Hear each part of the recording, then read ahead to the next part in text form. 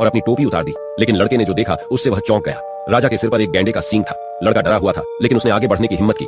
सबसे पहले उसने साबुन बनाया और उसे राजा के सिर पर रगड़ा। फिर उसने अपनी तलवार को तेज किया और राजा के सिर के बाल काटने लगा। हालांकि वह केवल एक प्रशिक्षु था, लेकिन वह आसानी से राजा के सिर के बाल काट सकता था। कुछ ही बार में राजा का सिर चमक उठा। यह जांचने के बाद कि कोई समस्या नहीं है, लड़के ने तलवार राजा को वापस कर दी और राजा ने इसे दर्पण के रूप में इस्तेमाल किया। राजा उसके चमकते हुए गंजे सिर से संतुष्ट था। उसने अपनी तलवार वापस ले ली और लड़के से कहा कि वह पैसे लेने के लिए खजाने के संदूक में जाए। लड़के को जरा भी संदेह नहीं हुआ और वह तुरंत पैसे लेने चला गया।